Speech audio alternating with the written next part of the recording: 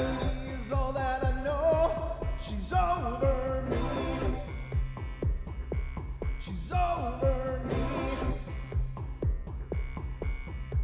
She comes in with her hypnotic dance. She holds me here with only a glance. She's over me. She's over me.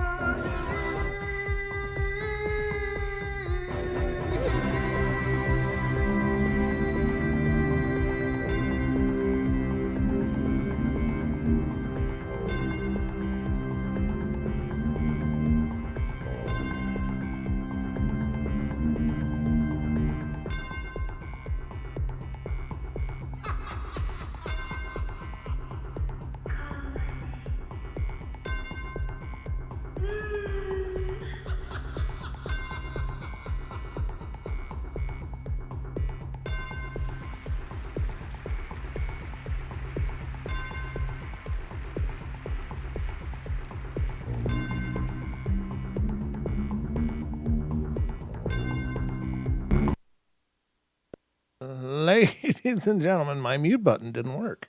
That was weird. It popped all the way out. Should have been live, but we are live now. Welcome, ladies and gentlemen, to the Paranormal Portal Night Terrors. I'm your host, Brent Thomas, and you're now stuck with me, providing you choose to stay. If you stay for the duration, yeah, you got me to deal with for the next 45 minutes to an hour. Excuse me. But welcome, everybody. Hope you're having a great day. It was a beautiful day here. I actually got outside a little bit. I actually got inside a little bit. I was all over the map today, but hopefully it ended up being a productive day for all of you guys. Hold on. Jeez, Louise. There, I got better. Haven't been talking much today, so raspy old man here. So anyway, welcome everybody. This is the Night Terrors, and during the duration of the Night Terrors, the phones are open. If you'd like to call in and be a part of the show, you sure can. The number is 720-923-0500. Again, 720-923-0500. Or if later on you decide I want to call in, what's the number? It's right up here, right above my finger. That's our number. You'll see it on your screen. It's right under the words Paranormal Portal. It's up there emblazoned in almost microfiche, but I do intend to blow that up someday, so it's more visible. Or move it. Maybe I'll move it to the lower right-hand corner or something really obvious, but I haven't done any of that yet. It's always begun with good intentions, though, just for the record. So welcome to the show, everybody, and the phone lines are open. I'm here. You're here. I don't know about you, but it's time for bed.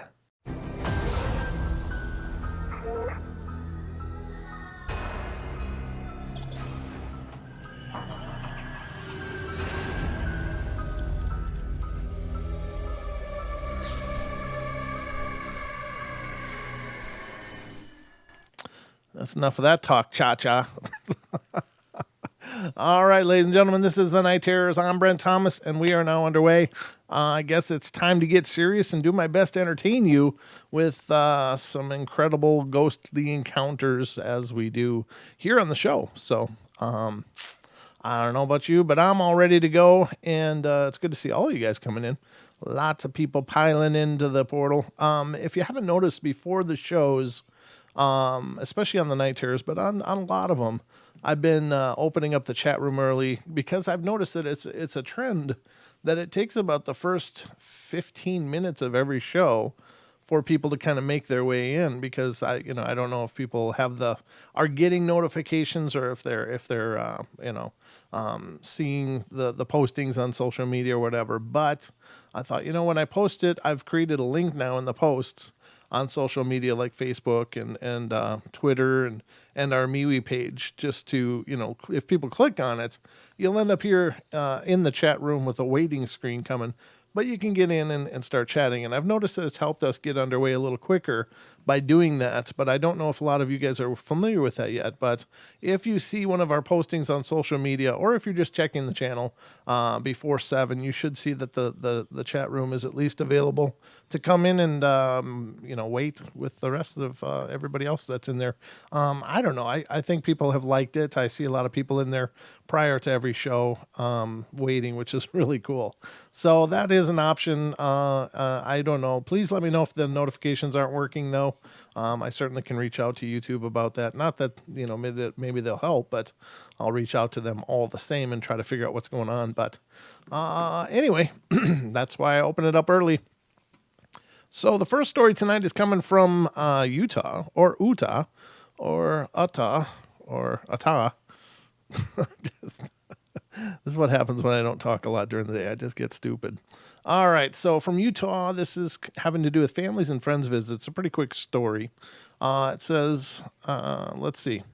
The first ghostly experience I actually remembered having happened a week before my 8th birthday. My great-grandmother had been sick in the hospital for a while, and she passed away a week before I turned 8. My mom and grandma didn't tell me right away because they didn't want to ruin my birthday. While I was spending the night at my grandparents' when the encounter happened. My grandparents built a large family room in the back of their house, and that's where I was sleeping, along with my 4 sisters and several of my cousins.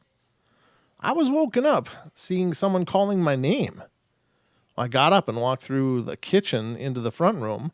The windows set out from the front room, creating a little sitting area, just big enough for 2 needlepoint chairs, and my great-grandmother made, and a small round table with a cut crystal lamp.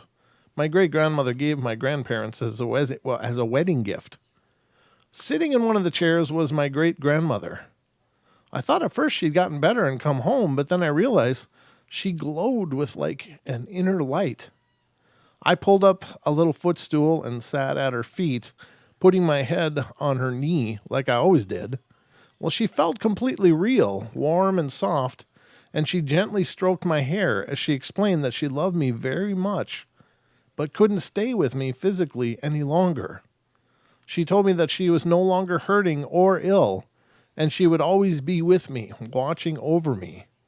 She whispered one last "I love you," and was gone. But that wouldn't be the last time I saw her, though. Wow, that's pretty amazing. Pretty cool stuff, ladies and gentlemen. That's awesome. Let me see.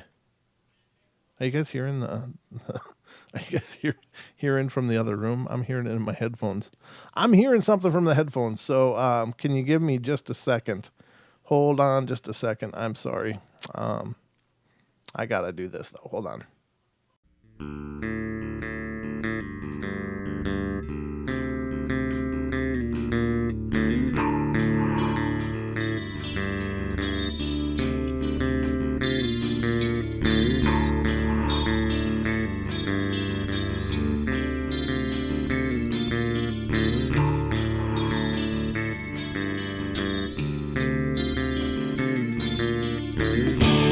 Everybody likes to play their games. Everybody loves to place their bets.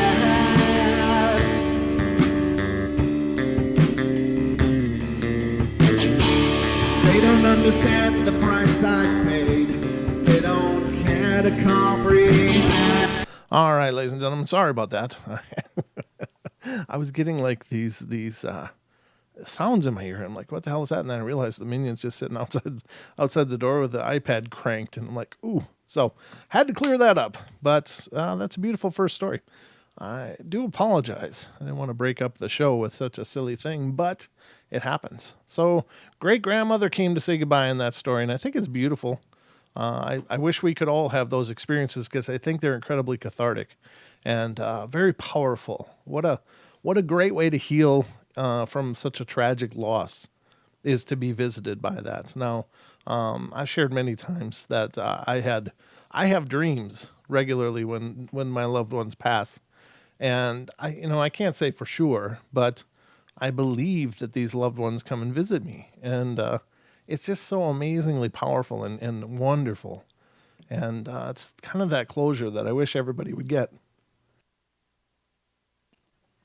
So, but I know most people don't have those experiences, but how powerful would it be if we did?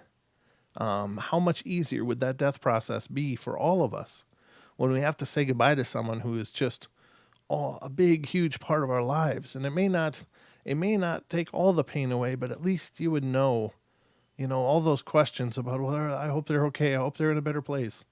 At least we would know that part. And I think then we could wish those we love well and to have a great journey. And while we'll still miss them and still have that hole in our heart, at least we won't have to carry the stress of uncertainty. And I think that would be awesome if more people had those experiences. And maybe we do. Maybe we do experience them, but it's more of a subconscious level. I don't know. I sure hope so, because I I don't know. Whatever I say probably doesn't matter a whole lot in the grand scheme of things. But I just think if I was designing this, that would be something I'd build in. That's just me. Not that I should be running things, but I'm just saying. I'm just putting it out there, ladies and gentlemen. All right, so let's go to the next one, and this one is coming from Utah again, and it's a pretty short one. It says, "When I was 10 years old, I rescued a little black kitten from drowning. My best friend's cat, a papered Siamese, who had kittens, and one came out black, so her dad was going to get rid of it. I told him I wanted it, and he said, fine, have it. I walked home with the kitten tucked into the front of my jacket, her little head peeking out under my chin, and it began to rain before I got home. My mom had gone out, so I waited out back on the patio, and when my mom pulled in, I walked out of the backyard saying, look what I got. She sighed and said, Connie will eat that rat. Eat that rat. What? I laughed and told her it's not a rat, it's a kitten. I had that kitten for 3 years, named her Brat because she was such a brat. And I was there when she had her first litter, in the room and handling them and helping her clean them as they were born. She died when we took her to the vet to get fixed. The vet was worried we would sue, so he investigated and found out Brat had been kicked in the side, breaking a rib and puncturing a lung. I knew who exactly had done it. The 10-year-old neighbor boy. He was always throwing rocks at my cat and kicking her and generally being mean. So when I heard that happen, I got my skateboard, walked across to his backyard where he was on the ramp, and broke my board over his head. I was grounded for 2 weeks, but it was worth it. The first night, I couldn't get to sleep because Brat wasn't there. She always jumped in bed at my feet and then walked up to my side, curled up under my chin, and sucked on my ear, purring to shake the bed. I just couldn't go to sleep without her, and I started to cry. I stopped in shock as I felt a weight jump on the end of the bed, and little kitty paws walk up my side, and a warm little body settle on my neck and purr in my ear. To this day, anytime I'm feeling really depressed, I feel Brat climb in bed with me or curl up on my lap, and she always let my new cats know that she's there, and I am still her mom, even though she's not here physically. That's a pretty cool story. My mom still has those experiences with her dog. She had this beautiful, not Bashan, but Maltese. She had this Maltese dog, and it was this cute little guy. His name was Tucker, and he got sick. He got sick from something. I don't remember, some kind of blood disorder or something, and he just got weaker and weaker until he finally succumbed. And it was a heartbreaker for her, but she and this dog were very, very close, inseparable. And she still tells me to this day that she feels him jump on her bed, walk around doing his circle walk that he always walk all over her bed and then do circles and stuff and kind of zero in on a spot and just plop down. She says she still feels that to this day, that her little dog is still coming to bed. And that's pretty cool. Now, I like to think that our pets do stay with us because I think it's a binding of love. I don't know why. I don't really understand the dynamics of it, but there just seems to be this incredible connection between pet owners and their pets. And having had several pets, I can tell you, I believe it. I can't say that I've ever experienced any of my pets other than in a dream. Again, a dream. which is weird. But I had this German Shepherd named Xena that she would every once in a while come in my dreams. It's been a long time since she's done that, so I don't know why that is or what happens. But I think that they stay with us. I think that they stay by our sides, and whether they are bound to us, to our spirit, or just if it's a binding of love, I don't know. But I think they stay with us, and they're, even though they're not there physically, they are there in body, and maybe they become protectors. Maybe they become our totems of some kind. I don't know. It's hard to say, but I really do believe that. I can't really be sure why. It just feels right. But I can tell you, we've covered hundreds of stories on the show of people experiencing their deceased pets still doing what they did in life. And one guy, they had this little dog. It was a small little dog, and I don't remember the breed anymore, but it was a smaller sized dog. And they had a dog bed, and their dog tragically died. And the family was all broke up about it, especially this guy. And he said he came home one night and was kind of just, I don't know, he was tired. It had been a long day, and he was dealing with a lot of stuff. And he said he walked up the stairs into the kitchen and walked through the kitchen. And there, in the corner of his eye, in the dog bed, they left the dog bed there. It was kind of like an homage to this deceased pet, was his dog. And he looked over at her and he said something, and the dog looked up, perked its ears, and he had this little mini conversation with it. And then, continued on his way to his bedroom. And when he got to his bedroom, he stopped and realized that dog had died weeks before. But it was still there. Now, is it an overactive imagination? I don't think so, because the guy wasn't even focused on that. He was focused on all this other stuff in his life, but that's what he experienced. It was there. His dog was there, and he actually looked over at it and gave the lovey-dovey, hey, how you doing, whatever, and then walked back, just going about his day. And it wasn't until several steps later, and once he realized it, he spun around, and there was the empty dog bed. So I think they're still with us. I think they stay with us. There's just a bond that doesn't get broken. I think that they are just attached to us on a very spiritual way, which is a beautiful thing. I think that's awesome. So, the next one is coming from Utah, and this is the same author of the last one. So, it says, we had a number of cats after Brat, but I never bonded with any of them until I was 23 and I got Mooney and Crookshanks.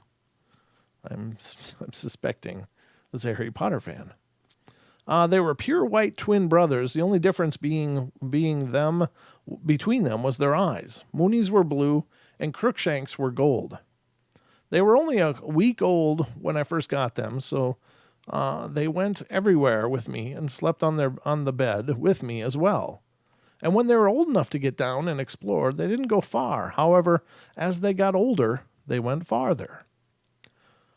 One day I was lying on the couch reading when I noticed two of them were sitting in the middle of the floor staring at each other. Or staring at the recliner, rather, sorry. I couldn't see anything, but obviously they could. Suddenly both cats yowled in fright and raced to me and up into my lap. Well, I calmed them down, and after a bit they wandered off, and I was feeling really blue because I had just gotten news a friend of mine was killed in Iraq. As I lay on the couch trying not to cry, I felt Brat climb up on me. Just as she curled up around my neck, Mooney and Crookshanks came bouncing over the arm of the couch at my feet. They stopped mid-bounce and stared at me. I felt Brat's purr change to a growl, felt her weight move, and suddenly Mooney toppled to the floor as if he'd been swatted off the couch. There was a loud growling hiss, and both the cats tore off out of the room, howling as if their tails were on fire.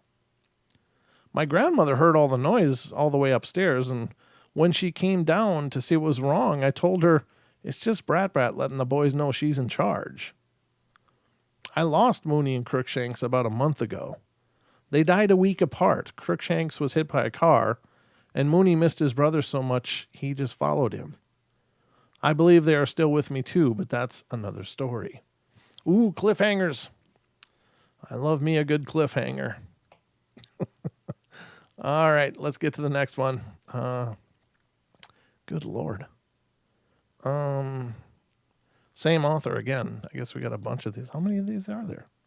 No, this looks like the last one by that same author. When I was 9, my family and I used to live in a house on 600 South and 1200 West in Salt Lake City. Me and my best friend used to walk home from school together every day. We always took the shortcut down an alley, and it was a long, overgrown alley with lots of bushes and hidden spots. It was pretty dark even during the day because of all the tall trees and bushes along it. Our parents never wanted us to take the alley because it was so overgrown, but we still did. After all, we were kids and knew better. Nothing bad could ever happen to us. One day my friend was picked up early for a doctor's appointment, so I had to walk home by myself. When I got to the alley, I started walking down it, but was stopped by my great-grandmother appearing in front of me. She told me to turn around and take the long way home. I was raised to always obey my ancestors, especially the ones who've gone on before us, so I did as she asked. The next day, the police found the body of a girl the same age as me in the alley.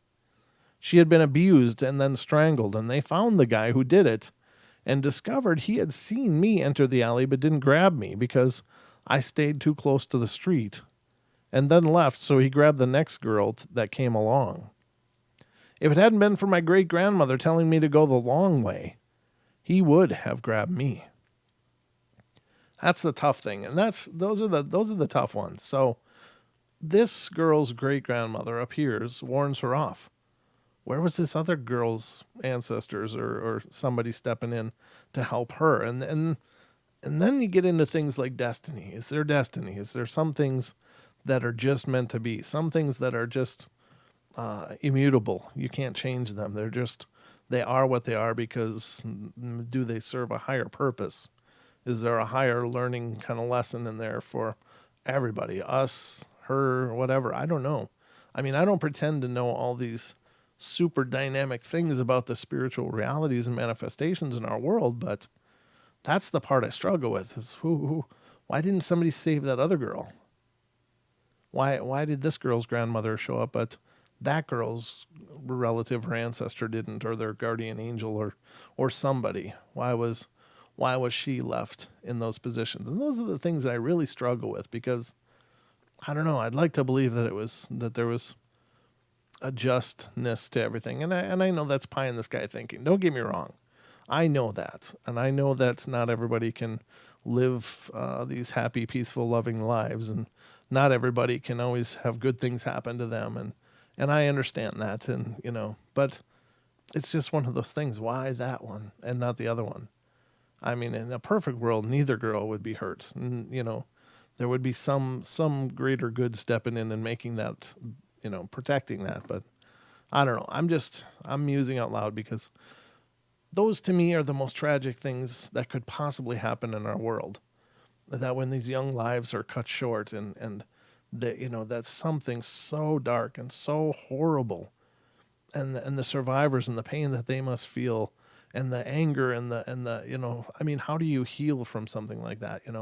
Those are those are crimes against everything that is good. And it would be nice if there was someone looking out for everybody that way. That just, it really breaks my heart to hear that. Let's get to the next one. This one's coming from Arkansas. And it's not very long either. A lot of short stories tonight, ladies and gentlemen. I come from a long line of hauntings, and many members of my family claim to have been haunted. My great aunt Helen told me about a house in Garvin, Oklahoma. She moved with her brother and sister-in-law, and she told me that they would always hear children laughing and crying in the woods near their house. What confused them is that there were no houses anywhere nearby. And when they would search for the children, they heard they never could find anything. Inside the house, the front door would unlock itself every time someone would lock it and walk away. One night she and her husband Howard went to bed and they heard a noise like a dog walking in with claws clicking across the floor. This dog walked up to the side of the bed, and Uncle Howard felt its breath on him, but he couldn't see it. He said it finally lay down on the floor at the foot of the bed. My grandfather has 12 brothers and sisters with approximately 30 years different between the youngest and the oldest. My God, that's a spread. By the time my grandfather and the other kids moved out, there were just a couple of kids left with my great-grandparents. This is the reason some of the stories only include some of the kids. My great-grandmother and grandpa lived in Idabel, Oklahoma. At this house, they had a wraparound porch, and this porch circled the whole house. And many times when they would sit down to eat or watch television, they'd hear somebody running around the porch, but they never could see anybody. Grandpa and Grandma and Grandpa Canada put flour around the porch to see if they could get footprints, and sure enough, they heard the running, and when they checked the flour, it was intact, and there were no footprints at all. Another day, my Uncle Joe came home from school early because he didn't feel good. He came in the house, and it was cold, so he went outside to get some firewood and make a fire, and when he got to the wood and got back in the house, there was already a fire in the fireplace that hadn't been there before. He got so scared that he sat outside until Grandpa and Grandma Canada got home. I, of course, don't know how true these stories are, but they were sworn to be true when they were told to me, and the tellers seemed very serious. We're a family with deep southern roots and just good old country people that love a good ghost story. Wow, how do you like that? I think the fire one is really cool. The footsteps one, yeah, that just could be residual. And again, for those of you who may be new to the whole paranormal thing, residual hauntings are like imprints. They're like recordings, psychic recordings that replay for some reason or another. Could be any number of millions of reasons why they trigger. It's hard to know, and it can be variable in each one. But the other kind of haunting, of course, is an intelligent haunting. That's actually a presence with an intelligence. So something like the footsteps running around the porch is really not aimed at anybody in particular. It's just happening. So it was never targeting anybody specifically. Now, the door opening and the dog claws and coming up to the bedroom, that's much more intelligent because it's interacting with the people there. Even an animal apparently could, be an intelligent haunting.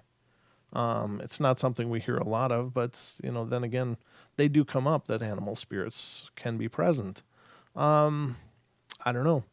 But the footsteps racing around the porch, I don't think is necessarily a sign of an active haunting. It could just be some event that happened generations ago and just got recorded into the materials of the house, a psychic imprint. And it's a strange thing. It's a stone tape theory is the whole idea in parapsychology, but you can look it up and check it out for yourself. But it's pretty interesting. I don't know. It sounds like they got a mix of both, but maybe it's all intelligent. I don't know. Maybe the footsteps racing out there just to bug them while they watch TV. I don't know. Could be. But interesting story nonetheless. All right, here's the next one, and this one has coming from Arizona, and it has to do with miscellaneous experiences. So we'll see what this one says. I'm trying to keep an eye on everything. Don't want people staying on hold for 30 minutes like last night. Dee was on hold for a long time. I'm in an advanced computer class at my school, and my friend and I decided to do a movie on ghosts. I'm here to ask if I actually have a ghost in my house. We're planning to stay up late recording our data of ghosts in a room where my piano is. Again, this comes from 2009, so here are some experiences of what has happened near the piano. It was midnight, and I was trying to sleep. All of a sudden, I heard what seemed like the piano playing. It sounded like my cat was walking on the low keys of the piano, and I was scared to death, and I ran into my brother's room and told him what I heard, and he assured me that the cat had probably jumped up on the piano, and sure sounds reasonable. But the next morning, I went to the piano to investigate, and where the keys are, the piano's shut. I asked my mom if she had closed the piano, and she had not touched the piano. Weird. This story takes place last year when I was playing the piano. I had no lights on, but I could see because the lights from the kitchen were on.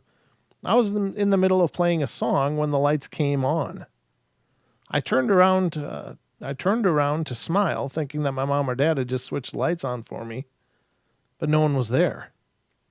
I went into the kitchen and they were making dinner, and I asked them both if one of them had switched the lights on, and they both said no. Christmas time, when we put our tree up by the piano, the lights were off, including the lights on the Christmas tree, and I walked around the kitchen as my parents were making dinner, and the lights in there turned off, and then the lights in the Christmas tree turned on. This happened a few days ago. I was playing the piano. I have always had the feeling of being watched, and there is a chair that sits right next to the piano, and it sounds as if a coin dropped onto the chair or off the chair. The room is laid with carpet, so how do you hear a coin drop on carpet? There wasn't anything on the chair in the first place, and after reviewing my stories, they all seem to revolve around the piano. Well, my experience started after I got my piano. Maybe I'll do some research from the piano store. Anybody got any other ideas? Well, if it's secondhand piano, it's very possibly was owned by someone that liked the piano. You could bring an attachment in. All right, the next one, ladies and gentlemen, is New Jersey. This is a very recent event that occurred in both New York and New Jersey in January 1st, 2009. My mom's best friend was deathly sick with lung cancer, and it had spread throughout her whole body, from her brain down. When her son told me, I was devastated, so on Sunday, we went up to New York to go see her, and when we got there, it was too late. As soon as the nurse said, "I'm sorry," I burst into tears. I went into the bathroom and continued to bawl my eyes out. My father knocked on the door about 10 minutes later and told me that her daughter had arrived. I could barely move after I opened the bathroom door. I just stood there, and when I saw her body laying there, I burst into tears again. And that's when the strangest thing happened. I heard her lightly calling out my name. At first, I thought it was her daughter, but then I tuned into it. It was her voice. She was calling out to me even though she had died, and I wondered, how is this possible? She's dead. But it continued, and she kept drawing out my name. Jessica. I burst into tears when I heard it more clearly. I kept thinking, she's calling me. She knows I'm here. She was like my aunt. She was supposed to be my godmother, but since she wasn't chosen, I considered her my aunt, and I think she knew that. After a while, the voice stopped, and I comforted her daughter as much as I could, and with that, we took our leave. Throughout the ride home, I kept thinking about her and cried the whole way home. When I got home, I ran up to my room and turned on my computer. Then all of a sudden, my alarm clock started to ring. Seeing as how I have this old-fashioned one, it had a small little metal piece that went back and forth, and it sounded just like a little bell. When I set my alarm clock, it goes back and forth really fast and is loud. When I turned and looked at it, it was going back and forth very slowly. I ran downstairs shocked, scared, but yet I was happy. I ran to the kitchen and hugged my mom, and she was shocked that I was happy all of a sudden, and I told her, "Mom, she got her wings. She's okay now." She gave me an old look, and I told her what my father told me, which is most definitely true. Every time a bell rings, an angel gets her wings. I heard it again last night, January 19th, 2009. I was silently crying to myself, saying, I never got the chance to say goodbye. I never got to tell her how much she meant to me, or how much I loved her. Then once again, my alarm clock slowly started to ring again, and this time I think she was telling me, "Don't cry, I'm not in pain anymore, and I'll watch over my family and you." I'm still trying to get over it, but it's going to take me a while. This isn't the first time I've had this experience, so remember, if you lose someone close to you that you love very much, and them you, listen for the bells. That's sweet. That's very sweet. I'm not sure what that saying comes from. I know it was in a movie. Every time a bell rings, an angel gets its wings. I think it's Miracle on 34th Street. I think the old Jimmy Stewart movie, but I'm not positive. I don't know, however, if there's an earlier reference of it than that. That's pretty intense, pretty cool. Again, those affirmations are important, especially to healing. I'm opening some more, ladies and gentlemen, because we got more time and I got more stories. So we have the ability to continue to entertain you guys. Hope you guys are all doing well, and hope you're enjoying the stories so far. We are always here every night, 7 p.m. Pacific Standard Time, right here on YouTube. There's always a portal going on, especially throughout the duration of this, I don't know, self-quarantine thing, whatever the hell you're calling it. They're calling it these days. I don't know what it's called, but since everybody's home, I'm keeping up this pace just because I want to help make a little bit of a difference. You know, it's not easy for a lot of people, and some of you guys are all alone, and that's tough. I'm not alone. There's times I need some alone time, but anyway, let's not get into that. There's a whole other can of worms.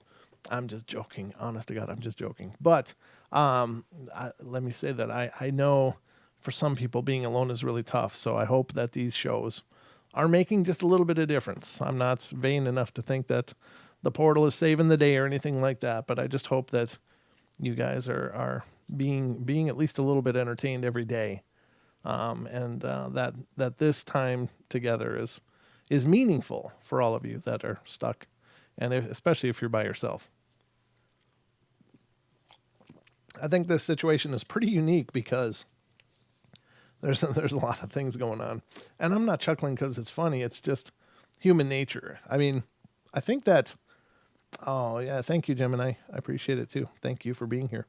I think that sometimes this is not paranormal related, but sometimes people do things in their lives like they'll get into vanity relationships. They'll get into relationships with somebody that they feel makes them look better, makes them appear stronger or more important or whatever. And there's vanity marriages, there's vanity relationships, there's vanity roommates and stuff. And in a situation like this where you're stuck with that person, you can't hide behind your busy schedules anymore. You can't, well, I got to go to the gym, then I got to go to there, I got this book meeting and blah, blah, blah. And people are just running and they may see each other, 20 minutes each day. But now people are stuck at home and you really get a chance to see the person that you're with. And so if you didn't choose wisely, this is an extraordinarily tough time for a lot of people. I think the divorce rates, if I understand correctly, have really gone up in light of this, or the people filing for divorce, because I think you have to confront a lot of things when you can't hide behind your schedules or your profession or whatever. You've got to sit there and deal with it. So that's why I think it's important, to have integrity about your relationships, because you never know when another thing like this is going to come along. And if you're stuck with somebody you don't really like, this is going to be a long, arduous time for a lot of people. Just saying, just putting it out there. I don't know. All right, we're at we got about roughly 15 minutes left. So let's see where we get on this one. This story's coming from West Virginia. My podcast is keeping your sanity. Oh, good. Thank you, Adriana. Thanks for being on the air. I appreciate it. I hope it matters, I mean, it's again, it's not my vanity to say, oh, well, it's a good thing we're saving the world because we're doing shows. Nah, but, my heart does go out to those people that are alone and maybe don't have many distractions, and they're kind of slowly, sitting by themselves, and this time is just crawling. You can only watch so much Netflix. You can only watch so much whatever. So I hope that this helps just a little. That's all I'm saying. So I'm glad to hear that. Thank you so much. Has helped me more than you know. Oh, thank you, Stephanie. I appreciate that. Yeah, I mean, that's what it's all about, right? And please don't ever think I got all the answers. I don't, but I got a lot of ideas. I got a lot of thoughts about this stuff. I'm always thinking about it. Always. It's like I don't know if it's an obsession as much as it is a passion, but I'm always thinking about the paranormal and what does it mean? What does all this stuff mean? And I really think it means big, big things. I don't think it's just hey, let's talk about ghost stories because it's fun and it's a distraction. I think it's, hey, let's talk about ghost stories because it's demonstrating something incredible that's going on around us all the time, So that, and maybe it's because I have a paranormal show that I feel that way, but I think there's something really incredibly profound going on around us, and these stories are a part of that, for sure. But let's get to this one. This is West Virginia. It says, for a while now, I've been having some really strange things happen around my house. One night I was lying in bed listening to my iPod. Yeah, this is old when they're talking about iPods. When an orb the size of a baseball started to float around the foot of my bed. I wasn't scared because I know that an orb can't hurt you or anything. Wow, why do people make these assumptions? We don't even know what an orb is. So how do you know it can't hurt you? But I was feeling very interested by it. Sadly, it disappeared under my bed before I could take a picture. Lately, I've been seeing them in my room or out of the corner of my eye, but my parents or my sister have never seen them. My mom took pictures of me and my cousins this summer, and when she did, I was the first one to notice the hundreds of little orbs all over the photos. Nothing else paranormal has happened to me that it was actually in my own home before, except from when I was a kid at my old house. When I was little, I had a bunk bed and always slept on the top, and my mom used to keep a nightlight by my doorway so that I could find my way out without tripping or something. But one night, I was trying to go back to sleep, and I shut my eyes, but a minute later, something made me open my eyes. My entire room was pitch black. I honestly couldn't see a thing, and then out of nowhere, I started to hear voices that sounded like a bunch of adults. They weren't so loud and sounded like they were so loud rather, and sounded like they were right next to my ear. All of them started to yell at me. Well, I was paralyzed with fear and unable to move. After what seemed like an eternity, my mom finally came in after hearing me scream and switched on a light. I asked her if she heard anything, but she said no. After that experience, I started to feel someone touch me when I was asleep. It still happens to me today. It feels like someone touching my face and shoulders. The hands are never harsh, but always feel gentle. I know it's weird, but I can't explain it. I've had other paranormal experiences outside of my house since then. I'm very interested in the paranormal and started studying it about 2 years ago. Right now, it's my favorite thing to do, and if any of you have had anything similar happen to you, please tell me. I don't think it's ever safe to make an assumption like that, like, well, I know orbs can't hurt you. Well, you don't know. We don't know anything about orbs. They might be able to barbecue us. We don't know. They we don't know if they could, light things on fire. We don't know anything about them other than they're these anomalous balls of light that we believe are representations of spiritual energy. But if it's a representation of spiritual energy, then you're dealing with something that has a will and an intelligence. And how do you know that that can't hurt you? Those kind of statements, to me, I think are incredibly misguided. We don't know anything. And to assume that ghosts can't hurt you, like that one comes up a lot. I know ghosts can't hurt you. I'm here to tell you, I've heard many people that have experienced a whole lot of hurt that was delivered by ghosts. People have been slammed into walls, choked, held down, thrown around. They've had things thrown at them. Ghosts can hurt you. They may not choose to. And maybe there's some reason they can't, up to a point. And I'm only saying that because there's some really dark things that don't seem to be able to do anything until somebody says, come on, why don't you pick on me? It's like, boom, contract engaged. You just opened a door of some kind, and you've challenged it directly, and therefore, it's some kind of accord that's been agreed on, and so you open yourselves up. So I would never challenge anything spiritually because that's a foolish thing. But I think that in most cases, these spirits were people in a lot of cases. And I don't think people go out of their way to start trouble. They don't go out of their way to attack people. They may get fed up with people. They might get sick of people. They might get agitated by people, but generally people have restraint in most cases. And so as such, when these things go on, they don't choose to attack people.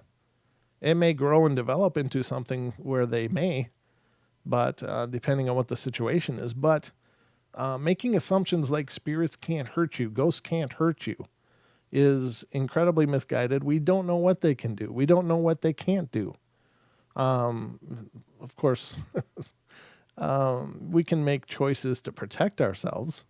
I think one of the best choices to protect yourself is to always be respectful, because in most cases, in many cases, these were people. And if they were people, if you treat people with respect, generally you will be treated with respect. The fact that they don't have a body anymore doesn't change who they are. And most people are just want to be peaceful. They don't want problems. They just want to do their thing, and they want you to do your thing. And if they want to be involved with you, I guess they'll try to be involved with you. If they don't want to be involved with you, they'll avoid you. So I'm just putting it out there, but I think that kind of advice is incredibly premature. We just don't know anything about these things.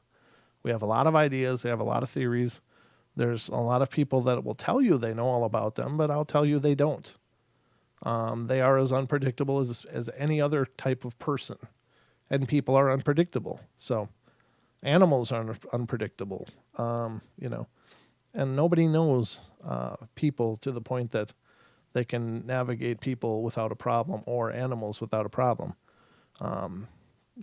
I don't know, just my 2 cents. But whenever somebody says something like, hey, ghosts can't hurt you, you're fine. Ghosts can't hurt you. Are you sure? Are you sure? Or is that just what you heard? That's my point. So, and again, I'm not saying be afraid, because ghosts can hurt you. I'm not saying that either. But I think if you deal respectfully and courteously with spirits, you'll be fine. Absolutely fine. If you are a dick to spirits, you may not be fine. But then you're challenging. And once you challenge, then it's a whole different game. So, just my 2 cents.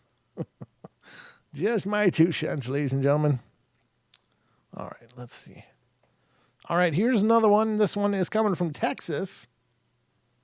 It's been at least 2 months since our unwelcome visitor. Both me and my roommates are being disturbed by 2 spirits. We don't know how these two where they have come from, or what it is that attracts them to us. However, we're definitely sure that we have 2 now. We do know that they arrived into our home a little after Christmas, shortly after our 3rd roommate had moved out. Our first spirit is a precocious child who enjoys playing with our feet while we try to sleep. He usually shows up in the earlier time of the night and stands by the nightstand for a while until he roams around the bedroom and plays. His visit is mostly disrupted by an older, disgruntled man, probably between his late 30s and 40s. I don't think that counts as older. What the hell? The older man is not a pleasant one, although he has shown no signs of any threat. He does, however, like to stand right next to the bed and watch my roommate sleep. He does this on several occasions. A couple of nights ago, I had gone into my roommate's bedroom and noticed a shadow figure of an older man leaning over my roommate, while my roommate was sound asleep. The man had both of his arms on either side of my roommate and was staring inches away from his face. That is so creepy. Oh my God, that's horrible. I woke up my roommate and told him what I had seen, and he was pretty exhausted and fell back to sleep. I stayed awake for hours on end, keeping a close watch on my roommate to make sure that nothing happened to him, and the older man seems to be a little more attracted to my roommate, and as for the child, he's more attracted to me. The next morning, my roommate had told me about a dream he had 2 days before. The older man was staring intensely at him. He had dreamt that he was in the bedroom trying to sleep when he noticed a child standing at the side of the bed looking at him. The child then proceeded over to the other side of the bed And then he said that in his dream, he walked into the living room and saw an older man sitting on the floor. His back was facing my roommate, and his head snapped backwards and began to laugh menacingly. Oh, that's horrible. After having the dream, the activity in the house has become more frequent. We often wake to the sound of someone walking in the room. Sometimes my roommate is unable to sleep because he has the feeling that someone's watching him. Some nights we're getting ready to go to sleep and the door will abruptly shut. This happened several nights where we would hear shuffling around the room, see the shadows move throughout the room. And this doesn't happen every day, but it does occur at least 4 times out of the week. It is now the 3rd week of January, and this is still happening. Okay, so this is a wild theory of mine. And I don't know. I don't know why this occurs to me, but we often hear these stories. These ghosts just standing there watching people sleep. And I'm like, what the hell could be so interesting to watching people sleep? But then it occurred to me, I think that spirits are telepathic. I think that they know what we're thinking. They can read our minds because our thoughts are energetic and they are energetic beings. So what occurs to me is that I can't fathom what they could be staring at someone sleeping for hours, what they could be gaining from that experience if they're not directly somehow feeding off of that energy of that person. Perhaps this is another idea that just occurred to me, but I wonder if they can see our dreams. Can they watch us dream? Is that coming to them in the form of almost like a movie? Can they observe what we're dreaming and what we're doing in our dreams? And is that like some kind of supernatural entertainment of sorts? I don't know. But I can't imagine why else would these beings just stand there and look at someone sleep. I mean, we're just sitting there. Our eyes are closed. We're breathing probably pretty stupidly. Maybe our mouths are hanging open. I mean, we're not much to look at when we sleep, most of us, but what is so entertaining about that? And so the only thing going on during our sleep cycle that might be mildly entertaining is our dreams. So what if they're able to observe those dreams and it's like a television show to them or some kind of VR situation for them, like they can plug themselves into our heads as we're dreaming and experience our dreams like they're watching a movie. I don't know. I think there might be something to that. I don't know why. Don't ask me how that comes to me. I don't know. But I guess you look at the variables and it's like people are just in bed. They're just sleeping. I I don't know about you guys, but I can maybe watch a minute or so of someone sleeping and I'm good. It's like, yep, they're sleeping. Okay, what's on TV? Let me go check out YouTube or something. But what if they are watching those dreams? What if that's what they do? Now, is it also possible then that if those entities are kind of dark, could they induce nightmares and produce fear? And then by producing the fear, are they feeding on that? Maybe it's a double-edged sword of sorts. And that's what just occurred to me as I started to tell this story. It's like, well, what if they're creating nightmares in order to generate that fear that they can then feed off of? Again, it's wildly speculative, but there is a big belief in the paranormal supernatural circles that some entities feed on fear. So are they creating fear in order to feed? Maybe. I don't know. Just wild thoughts of a unusual mind. My mind is kind of unusual, but it's how I work. This is the kind of stuff I think about all the time.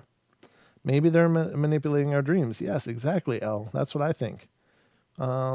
Maybe nightmares are that. Very cool. Adrenochrome. Yeah, I think adrenochrome is actually a substance, though.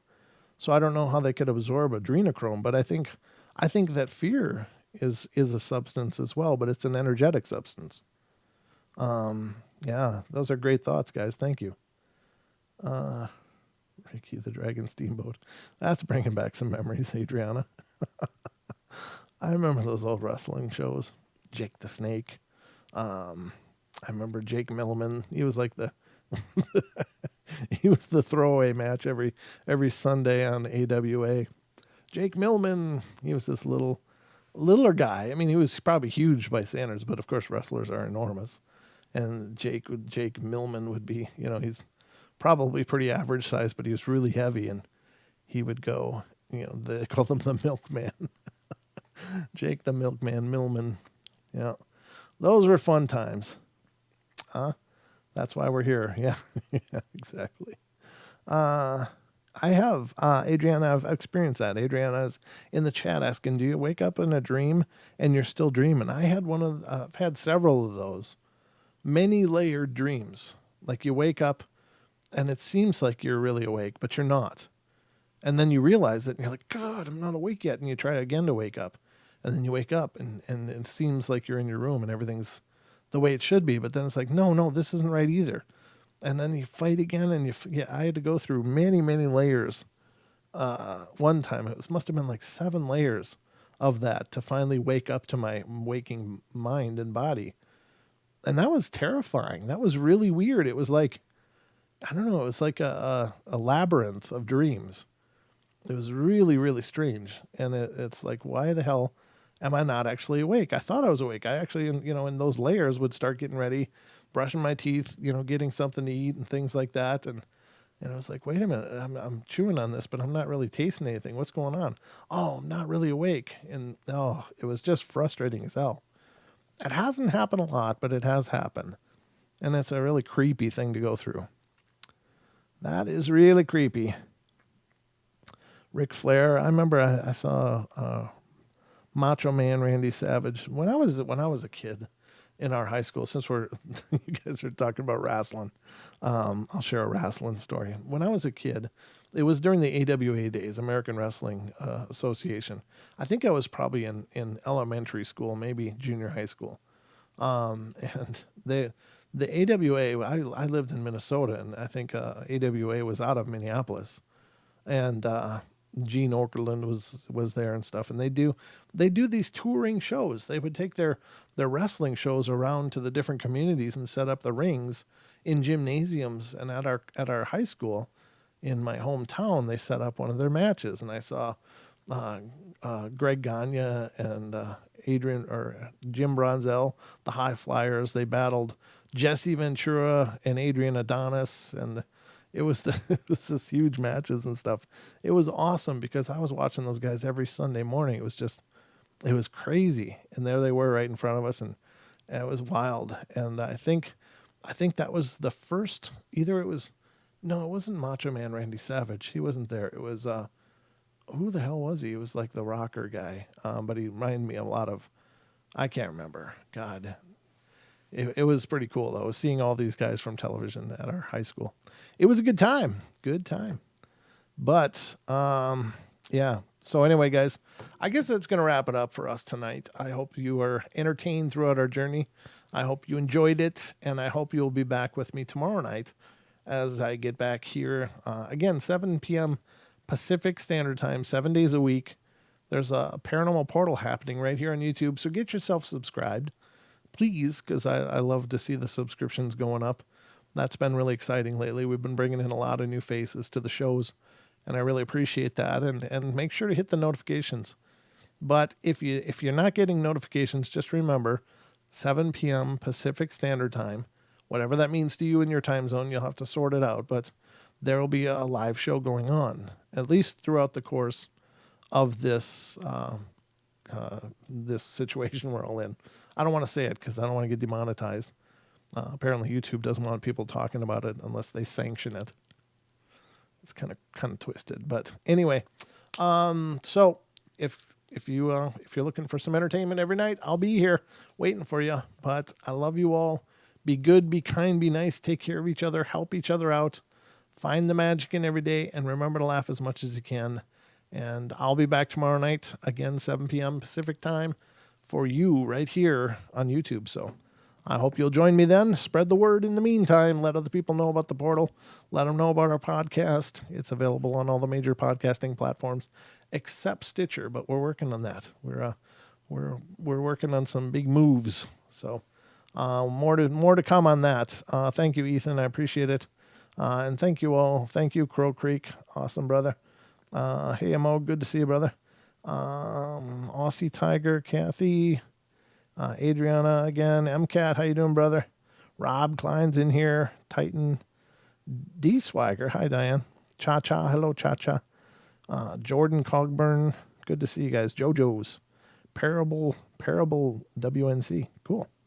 All right. Well, that's going to wrap it up, guys. Love you all. I'm Jordan. Good to see you. Stephanie. Hello.